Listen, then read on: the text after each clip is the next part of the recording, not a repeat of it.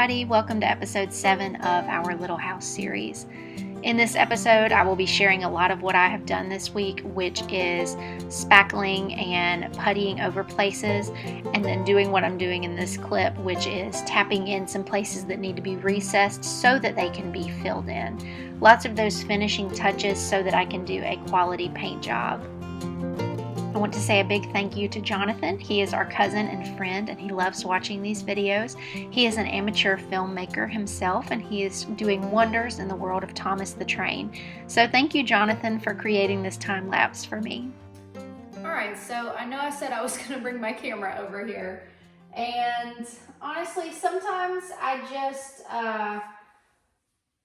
just like in the neighborhood, and I'm like, well, while I'm here, if I've got a chance, I'm gonna paint something or caulk something. So I'm gonna do like a whole separate video about the quirks of mobile homes. I think that would be really helpful, especially to people who are renovating this type of home. But yeah, there are some rooms in mobile homes that have paneled board, and it appears to be wallpaper. It's printed, it has a pattern, and I can insert some footage here. We had a different pattern in each bathroom, in the kids' bedroom, and in the kitchen.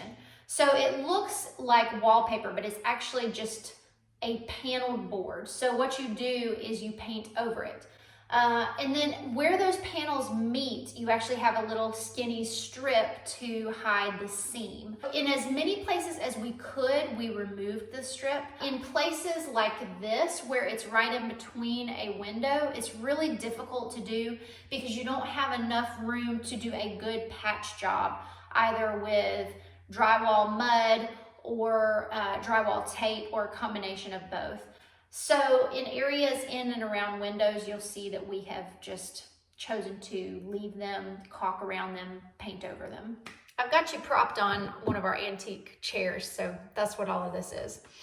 I did mention that this was originally a show home. So what that means is that this was one of the homes that if you were interested in purchasing a mobile home, you might look at this one on a lot to see some of the upgrades, some of the nicer options. So thankfully that paneled board is actually not in every room. It's not in the living room behind me, and it's not in our master bedroom. Those are actually sheetrock, which is very nice. I was worried about how the surface was going to look painting over the paneled board, but what you do is you paint with a textured roller. So our rollers are like semi-smooth to smooth, I think is what we used. And so what you do is you use a nice fluffy roller and you use flat paint.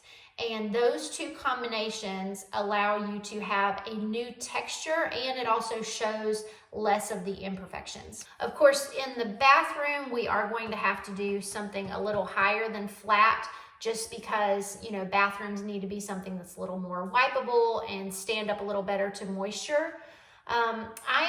I'm pretty green in the painting and renovation department, so all of this is a learning experience for me, and I'm just trying to do as few things wrong as possible. So right now I'm just going through and putting a second coat on these walls.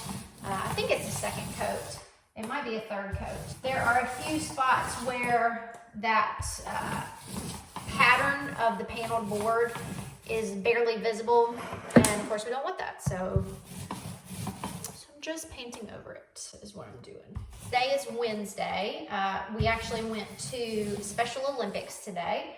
We had a booth there with our church, and that was a really good experience. I've done it before, but my kids never have, and so we had like a little game for participants to play at our booth. They could roll the dice, and depending on what they rolled, they got to do a dance party, or got to do a bottle flip, or we had all these different options. You could win a stress ball or a t-shirt, sunglasses, and I was really just so proud of the kids. They just jumped right in and helped, and Abram pretty much got to where he had all of the options memorized, and so if somebody rolled a 2, he would just grab a pair of sunglasses, and so it was just really fun. And you know, we had a discussion on the way over about kind of about special needs, and you know, the proper way to act, and how we are all made in God's image. And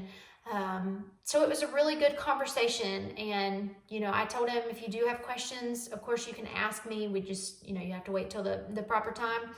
And he really didn't ask any questions. And I was just really proud of the way that he acted. So it was a good day.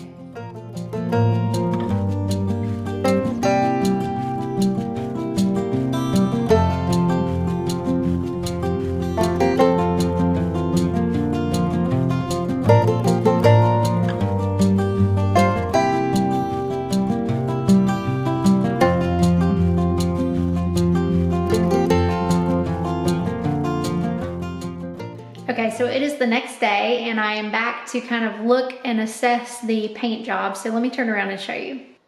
All right, so I turned off the chandelier just so you can see the color a little bit better. I do have the island lights on, but I came yesterday and just gave everything a good coat so that I could evaluate and see if there are any areas I need to touch up.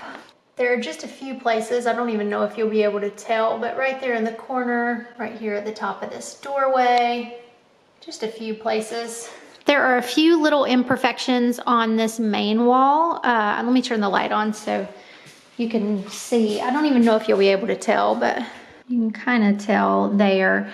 But honestly, they're so small, and it being flat paint really helps. Two little spots right there. There's also a big fly in here flying around behind me, so if you happen to hear that, sorry. There are a few places here kind of on the stove wall. This is where the old cabinet or old countertop came to, and so I actually just put some spackling on that so that I can sand it and then give this wall a coat. There are several places where you can kind of see that paneled board peeking through. So this whole wall just needs an extra coat just to make sure that you can't see any of that paneled board. I did the same thing on this wall where I went around and put spackling all right here. So I'm gonna come back and sand that. And then there are several spackled places here. So pretty much this whole corner of the kitchen needs to be done. This is in the master bathroom, and this is the newest update. The shower is fixed, and so this piece is getting kind of bedded in, is what he calls it. I don't do drywall work, so I don't know. But anyway, the taping and the mudding of that. And then I just started painting around the window area, and my mom's been here today kind of cutting in around the window as well. Someday I will replace these mirrors and lights, but that will just be one of those later projects. All right, well, I hope that you guys have enjoyed this vlog. I'm trying to show more than just like, and now we're painting again. I will have some more things to share with you other than just we're painting some more, but it really is, so much of it is painting and caulking and spackling. And you know, when you say you're painting, it's more than just putting a coat of color on the wall. It's doing all these little extra things so that it looks the way that you want it to. I know my mom used to say, in reference to routine cleaning, she'd say, nobody notices if you do it, but people notice if you don't do it. And I feel like that's the case with painting. It's those finishing touches that just make it look so nice and so clean. And it's not really fun, especially when you're doing the whole house. And sometimes it feels like it's slow going. But then when you see a whole room finished, like the living room is and like the kitchen almost is, it looks so good, and you're glad that you took the time to do it right the first time.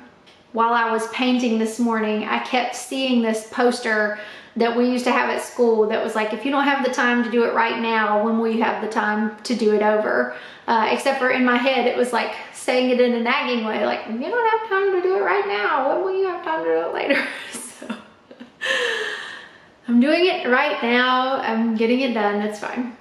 So I have got to head back to teach some lessons this evening. So I hope this vlog has been interesting. I don't even really know what I have filmed at this point.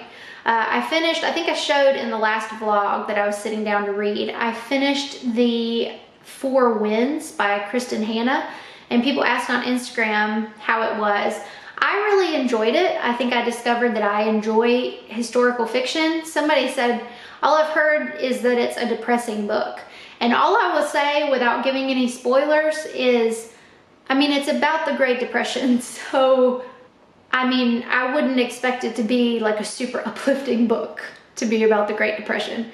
With that said, there's triumph in it, and I like the characters in it, and I enjoyed the book. So I went to the library today and I got another one by her, The Nightingale. I've heard lots of good things about it, so we'll see how it goes. All right, well, I'm gonna sign off here and go to my other job, and I will be catching you guys in the next one.